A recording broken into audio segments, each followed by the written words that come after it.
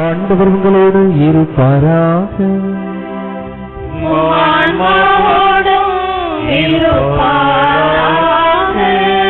புனித யோவான் எழுதிய தூய நற்செய்தியிலிருந்து வாசகம்.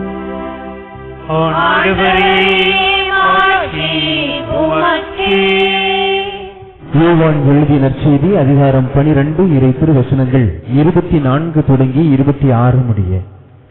அக்காலத்தில் இயேசு தம் சீடர்களுக்கு கூறியது: கோதுமை மணி மண்ணில் விழுந்து மடியாவிட்டால் அது அப்படியே இருக்கும், அது மடிந்தால்தான் மிகுந்த விளைச்சலை அளிக்கும் என உறுதியாக உங்களுக்கு சொல்கிறேன். தமக்கென்றே வாழ்வு தம் வாழ்வை இழந்து விடுவர், இவ்வுலகில் தம் வாழ்வை பொருட்டாக கருதாதோ நிலை வாழ்வுக்கு தம்மை உரியவராக்குவர். எனக்கு தொண்டு செய்வோர் என்னை பின்பற்றட்டும், நான் இருக்கும் இடத்தில் என் தொண்டரும் இருப்பர். எனக்கு தொண்டு செய்வோருக்கு தந்தை மதிப்பளிக்கிறார் என்றார். ஆண்டவரின் அருள்வாக்கு.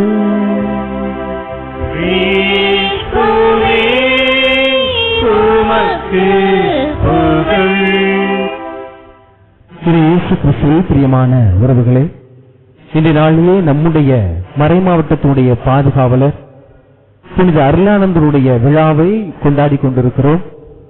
இவர் நம்முடைய மறைமாவட்டத்திற்கு மட்டுமல்ல, மதுரை உயர் மறைமாவட்டத்திற்கும் பாதுகாவலராக இருக்கக்கூடிய ஒரு மாபெரும் புனிதராக பார்க்கப்படுகிறோம்.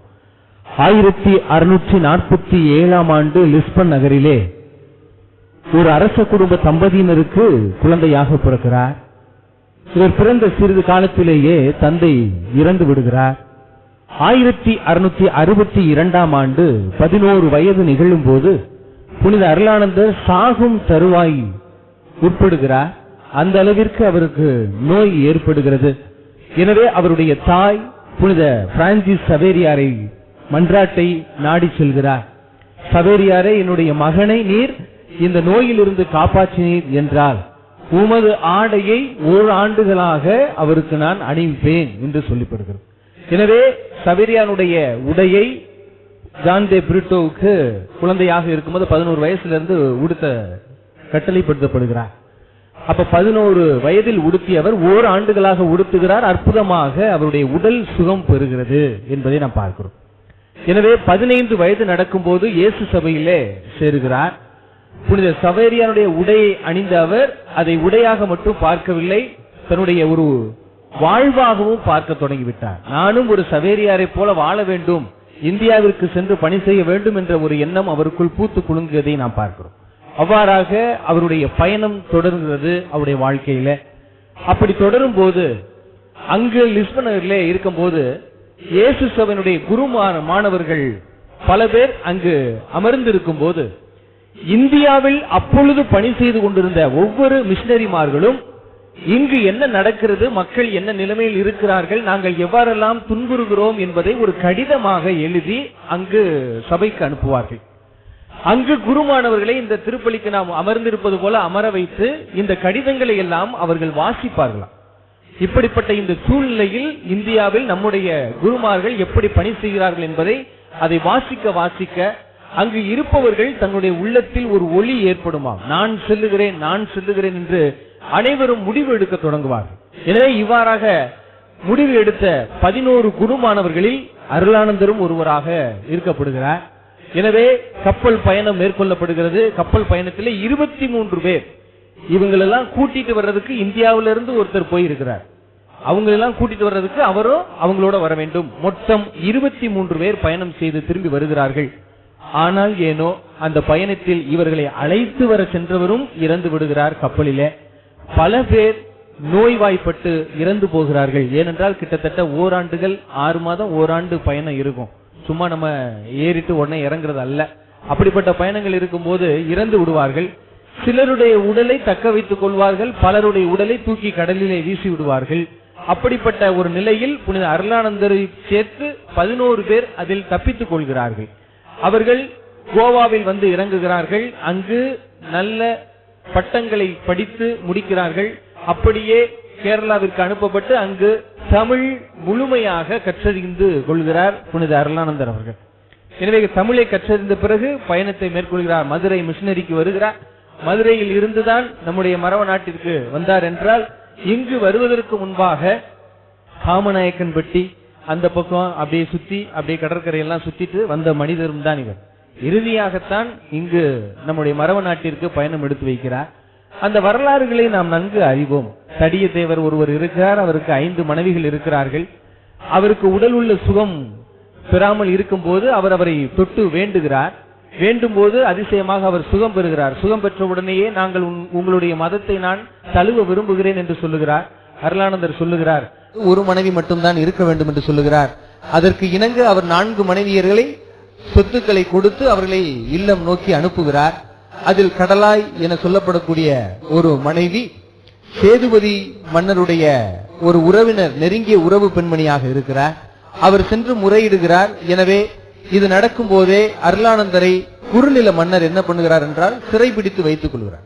சிறைபிடித்த போது என்ன நடக்கிறது என்றால், அவர்கள் வளர்த்த குதிரையும் யானையும் அனைத்தும் நோய்வாய்ப்பட்டு இறக்க தொடங்கும் போது, இவர் சாதாரண மனிதர் அல்ல, இவர் ஒரு இறை மனிதர், எனவே இவரை விட்டு விடுவோம் என்று அப்பொழுது அவர்கள் விட்டு விடுகிறார்கள். அருளானந்தர் அங்கிருந்து தப்பித்து மீண்டும் பணி செய்ய தொடங்குகிறார். எனவே இருப்பினும் ராமநாதபுரத்தில் வைத்து மீண்டும் மீண்டும் கடலாயி தன்னுடைய கண்ணீரை கொட்டும் போது சேதுபதி மன்னர் அதை கேட்டு கோபித்துக் கொண்டு அவனை கொன்று விடுங்கள் என்று கட்டளையிட அவரை சிறைப்படுத்தப்படுகிறார்கள். அப்படியே ராமநாதபுரத்தில் அவரை கைது செய்த பின் அவரை பாகனேரியில் விட்டுவிடுகிறார்கள். பாகனேரியில் மீண்டும் அவரை கைது செய்து விடுகிறார்கள். இப்பொழுது காளையார் கோவில் இருக்கக்கூடிய அந்த புளியந்தோப்பிலே அவரை கட்டி வைத்து நைய புடைக்கிறார்கள். அவரை அடித்து மிகவும் கொடுமைப்படுத்துகிறார்கள். அப்படியே தண்ணீர் தொட்டிக்குள் அவரை தலைகீழாக கட்டி உள்ளே முக்கி முக்கி எடுக்கக்கூடிய அந்த நிகழ்வையும் பார்க்கிறோம். அடுத்ததாக பாறையில் வைத்து அவரை உருட்டி விடுவதையும் நாம் பார்க்கிறோம். இறுதியாக காளையார் கோவிலில் இருக்கக்கூடிய இப்பொழுது 2 கோபுரங்களில் சிறிய கோபுரத்தில் அவரை 11 நாட்கள் அடைத்து வைத்திருந்தார்கள். அன்று பூட்டப்பட்ட கோவில் இன்றும் திறக்கப்படவில்லை என்பதுதான் நம்மிடையே இருக்கக்கூடிய வரலாறு. எனவே 11 நாட்கள் அவரை உள்ளே வைத்து அவருக்கு உணவு ஏதும் கொடுக்காமல் அவருடைய கால் நெகங்களை ஒவ்வொன்றாக பிரித்து எடுக்கிறார்கள். அவருடைய நெகங்களை அடிக்கடுக்காக துன்புறுத்தி எடுக்க அவருடைய காலில் இருந்த ரத்தங்கள் அனைத்தும் இங்கேயே சொட்டைய ஆரம்பிச்சிருச்சு, இங்கேயே வடிய ஆரம்பிச்சிருச்சு. எனவே 11 நாட்கள் கழித்து அவரை ஒரு குதிரையின் சிப்பாய் அவருடைய கையை கட்டி, குதிரை சிப்பாய் குதிரை மீது அமர்ந்து கயிறை பிடித்து அருளானந்தரை நடக்க வைத்துதான் ஓரியூர் வரைக்கும் கூட்டிச் செல்கிறார்கள் என்பதை பார்க்கிறோம். எனவே இடையிலே அவர் பணி செய்யும் காலத்திலே ஒரு இறை வசனங்களை போதித்த பிறகு அங்கு ஏதாவது எனக்கு சாப்பிட கிடைக்குமா என்று கேட்கிறார். ஆனால் அந்த பெண்மணி வருகிறார், இங்கு உணவு ஏதும் கிடையாது, மோர் மட்டும் இருக்கிறது, அருந்துகிறீர்களா என்று கேட்கும் போது நான் அருந்துகிறேன் என்று சொல்லுகிறார். உடனடியாக மோரை வாங்கி குடித்த அவர் இந்த ஊர் பெயர் என்ன என்று கேட்கிறார். இந்த ஊர் பெயர் புல்லூர் என பெயர் பெறுகிறது என்று சொன்னார். மோரை குடித்து அவருடைய கையிலே அந்த செம்பை கொடுக்கும் போது, இனிமேல் இந்த ஊர் புல்லூர் அல்ல நெல்லூர் என அழைக்கப்படும் என்று சொல்லப்படுகிறது. அதனுடைய விளைவாக இன்றளவிலும் அந்த ஊர் நெல்லூராக 3 போக விளைச்சலை கொடுக்கக்கூடிய ஒரு நிலமாகவும் மாற்றப்படுகிறது. அதனுடைய அருகில் இருக்க இவனை இழுத்து செல்லும் போது ஆண்டாவூர்னே என சொல்லப்படக்கூடிய அந்த ஊரிலும் மிகப்பெரிய கொடூர பஞ்சம் ஏற்பட்டதனுடைய காரணமாக அங்கும் அவர் சாபம் விடுவதாக ஆசீர்வாதம் படுத்துகிறார். எனவே இன்றளவிலும் அந்த ஊரிலும், என நான் படிச்சேன் அந்த ஊர்ல, அதனால தெரியும், ஆண்டாவூர்னியிலும் இன்றளவிலும் 3 போக விளைச்சலை அவர்கள் அள்ளி செல்லக்கூடியதையும் நாம் பார்க்கிறோம். இப்படி இருந்த இந்த காலகட்டத்தில் அவரை அப்படியே அங்கு சிறைப்படுத்தி செல்லுகிறார்கள். அங்குதான் மிகப்பெரிய ஒரு மனிதரை மாற்றுகிறார். பெருமாள் என சொல்லப்படக்கூடிய அவருடைய தலையை வெட்டக்கூடிய நபரைத்தான் அவர் மாற்றுகிறார். எனவே அவர் கத்தியை தீட்டிக் கொண்டிருக்கிறார்கள். ஆனால் இவர் அவரிடம், நீ மனம் மாறு, நீ இதுவரைக்கும் எத்தனை பேரை கொண்டிருக்கிற, ஏன் இப்படி பண்ற, அவங்க குடும்பம்லாம் உன்னை என்ன நினைக்கும் அப்படின்னு சொல்ல அவ்வளவு நேரம் ஆக்ரோஷமாக கத்தி தீட்டிக் கொண்டிருந்த பெருமாள் கண்ணீர் வடிய ஆரம்பிக்கிறது. எனவே அந்த இடத்திலேயே ஒரு சிறு தண்ணீரை எடுத்து அவருக்கு திருமுழுக்கு கொடுக்கிறார் புனித அருளானந்தர். கொடுத்து முடித்த மாத்திரத்திலே அவரை வெட்ட கட்டளை இடுகிறார்கள். ஆனால் பல பேர் சொல்லுவாங்க, அவரை வெட்ட போகும்போது கத்தி என்ன பண்ணல, போகல, கத்தி போகல, கத்தி எல்லாம் போகாம இல்ல, அவர் மனம் போகல, அந்த மனசு அவர் வெட்ட துடிக்கல. உடனடியாக அவர் என்ன செய்கிறார், இந்த கத்தி புனிதமானது என்று சொல்லி அதை வாங்கி முத்தம் கொடுத்து, நீ உன் வேலையை செய். ஏன் செஞ்சாரு, ஏன் வெட்டினார் ஃபாதர்? அப்பவே அவர் போயிருக்கலாம்னு. அவர் வெட்டல அப்படின்னா அவருடைய 3 பிள்ளைகளையும் மனைவியையும் கழுத்தை வெட்டி கொண்டிருப்பார்கள் பெருமாளுடைய. எனவே அருளானந்தர் இவர் மீதும் இரக்க வைத்தார், இவருடைய குடும்பத்தின் மீதும் இரக்க வைத்தார். ஆகையால் தான் அருளானந்தரை இறுதியாக கழுத்தை வெட்டி அவரை கொலை செய்யக்கூடிய அந்த சூழ்நிலையை நாம் பார்க்கிறோம். எனவே 4 நாட்கள் அங்கு அவருடைய உடல் தொங்கப்படுது. 1693ஆம் ஆண்டு அவருடைய இன்னுயிர் பிரிகிறது. எனவே நாம் இன்று பார்க்கக்கூடிய அந்த இடத்தில் 4 நாட்கள் அவருடைய உடலை வைத்திருக்கிறார்கள். ஏன் வைத்திருந்தார்கள் என்றால், அப்பொழுதாவது இவருடைய உடலை கழுகுகள், பறவைகள் வந்து கொத்தி தின்னு சென்றுவிடும் என்பதன் நோக்கம்தான் அது. ஆனால் ஒரு பறவை கூட அருகில் வரவிடாமல் ஆண்டவர் 7 நாட்கள் மழை வரச் செய்தார். மழை வந்தது. ஒரு விலங்கினமோ ஒரு பறவைகளோ அவருடைய உடலை அணுகவில்லை. 7 நாட்கள் மழை செய்ததன் விளைவாக அவருடைய இரத்தம் படிந்த அந்த மண் அந்த மழை நீரோடு கலந்து பரவலாக அந்த பழுப்பு நிறமாக இருக்கக்கூடிய மண் அனைத்தும் செந்நிறமாக மாறத் தொடங்குகிறது. எனவே அவர் பிறந்தது 1647ஆம் ஆண்டு. ஆனால் அவருக்கு புனிதர் பட்டம் கொடுக்கப்பட்டது எப்ப என்று நாம் சிந்தித்து பார்க்க வேண்டும். நம்முடைய இந்தியாவிற்கு எப்பொழுது சுதந்திரம் கிடைத்தது? 1647. 300 ஆண்டுகளுக்கு முன்னால் அருளானந்தர் பிறந்தார்.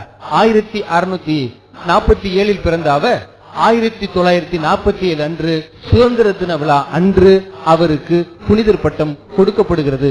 எனவே இந்தியாவுக்கும் அவருக்கும் ஒரு நெருங்கிய தொடர்பு இதன் மூலமாக கிடைக்கிறது என்பதை நாம் பார்க்க வேண்டும். எனவே இவர் இறந்த செய்தியை 4 நாட்கள் கழித்துதான் அவருடைய அரசவைக்கு செல்கிறது. கேட்ட உடனேயே அவருடைய தாய் தன்னுடைய உடைகளை கிழித்துக் கொண்டு கண்ணீரோடு இருக்கும் போது அரசன் அவரை பார்த்து அரசிக்குரிய உடையை கொடுத்து, இது அழுக வேண்டிய நேரம் அல்ல, இது மகிழ வேண்டிய நேரம், இதை உடுத்தி வாருங்கள் என்று சொல்லி அவர் அரசிக்குரிய வேடத்தை அணிந்து அந்த உடையை அணிந்து அந்த அரசவையில் உலா வருகிறார். அன்று மகிழ்ச்சியோடு அவர் மனம் மாற்றப்படுகிறது. ஏனென்றால் தன்னுடைய மகன் ஒரு புனிதமான இறப்பை இறந்திருக்கிறார், ஆண்டவருக்கு சாட்சியாக இறந்திருக்கிறார்.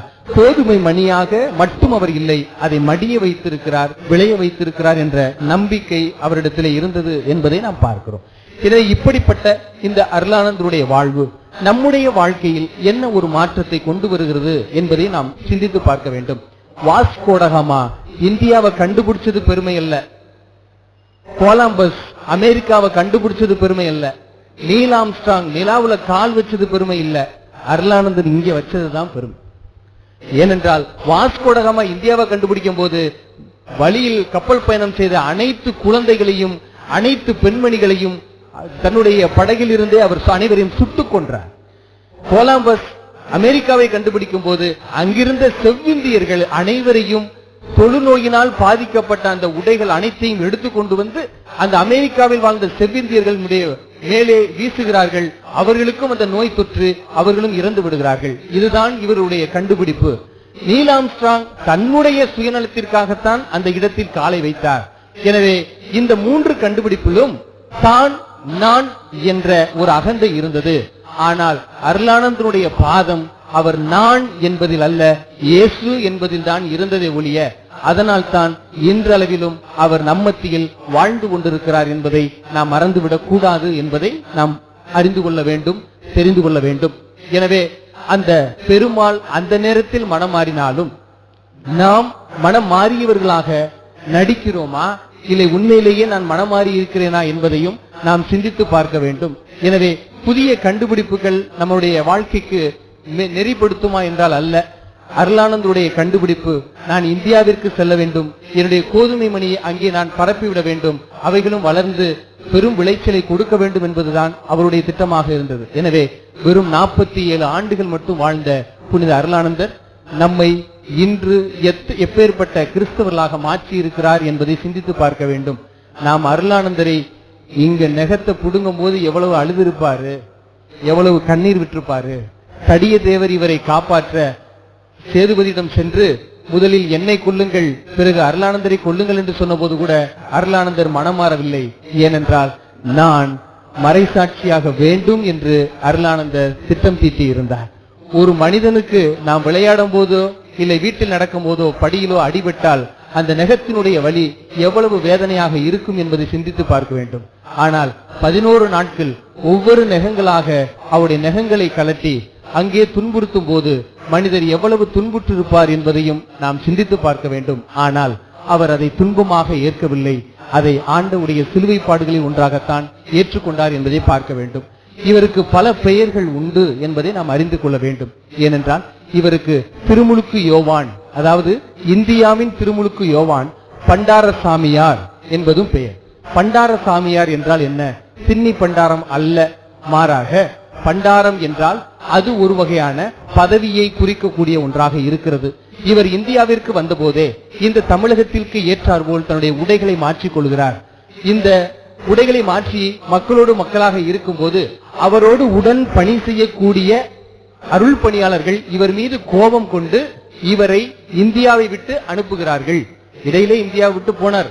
அது காரணம் சேதுபதி அல்ல, தடியத்தேவர் அல்ல, மாறாக உடன் பணி செய்த பணியாளர்கள் தான் இவரை இந்தியாவிலிருந்து கடத்த உதவி செய்தார்கள் என்பதும் வரலாறு என்பதை நாம் அறிந்து கொள்ள வேண்டும். எனவே அன்பிற்கினிய உறவுகளே, நம்முடைய வாழ்க்கையும் துன்பம் இருக்கத்தான் செய்யும். அதை நாம் எப்படி மாற்றுகிறோம் என்பதில் தான் கவனம் செலுத்த வேண்டுமே ஒழிய எனக்கு துன்பமே வேண்டாம் துன்பமே வேண்டாம் என்று சொல்லுவதில் எந்த அர்த்தமும் அல்ல என்பதை சிந்தித்து பார்க்க வேண்டும். எனவே புனித அருளானந்தர் தன்னுடைய தாயை விட்டு வந்தார். என் பொருட்டு தன்னுடைய தாயையோ தந்தையோ பெரிதாக கருதுகிற எவரும் என்னுடைய சீடர்கள் இல்லை என்பதை உணர்ந்த அருளானந்தர் தன்னுடைய உணவு, தன்னுடைய பழக்கம், தன்னுடைய வழக்கம், தன்னுடைய உறவுகள், தன்னுடைய உடன் பிறந்தவர்கள், தாய் அனைவரையும் விட்டுவிட்டு இங்கு வந்திருக்கிறார் என்றால் இயேசுவின் மீது அவர் எவ்வளவு அன்பு கொண்டிருப்பார் என்பதையும் நாம் சிந்தித்து பார்க்க கடமைப்பட்டிருக்கிறோம். எனவே நாமும் அப்பேற்பட்ட ஒரு புனிதரை வணங்குகிறோம் என்பதை தெரிந்து கொள்ள வேண்டும். இதுதான் அருளானந்தருடைய வரலாறுகளா என்றால் அவர் செய்த சில புதுமைகளும் அரிய அரிய புதுமைகளும் உண்டு என்பதை நாம் பார்க்க வேண்டும். எனவே அவர் வாழும் போதே புதுமைகள் செய்கிறார். அவரையும் நாம் திருமுழுக்கு யோவான் என்று ஏன் சொல்லுகிறோம் என்றால் அங்கு அவர் பிலிப்பினுடைய மனைவியை வைத்திருக்கிறார் என்று தெரிந்த ஏரோதுவை கண்டிக்கிறார். ஆகையால் திருமுழுக்கு யோவானுடைய தலை வெட்டப்படுகிறது. இங்கு தடியத்தேவ முறையற்று இருக்கிறார் என்று சுட்டிக்காட்டியதனால் இவருடைய தலையும் வெட்டப்படுகிறது என்பதை நாம் பார்க்கிறோம். எனவே இப்பேற்பட்ட ஒரு ஒற்றுமை அவர்களுக்கிடையே இருக்கிறது.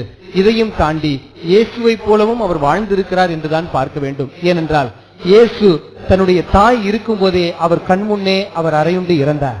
அதே போல அருளானந்தர் அவருடைய தாய் இருக்கும் போதே அவருடைய தலையும் வெட்டப்பட்டு இறக்கப்படுகிறார் என்பதை நாம் பார்க்க வேண்டும்.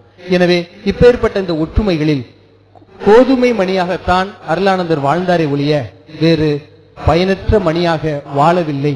எனவே நாம் வீழ்கிற இடம் மிகவும் முக்கியம். நாம் மண் மீது விழுந்தோம் என்றால் முளைத்துக் கொள்வோம், பிழைத்துக் கொள்வோம் என்பதுதான் உண்மையாக இருக்கிறது. அதே போலதான் நம்முடைய வாழ்வில் நாம் நிம்மதியாக இருக்க வேண்டும் என்றால் தயவு செய்து பசிக்கின்ற பூனைக்கு பால் ஊத்துங்கள்.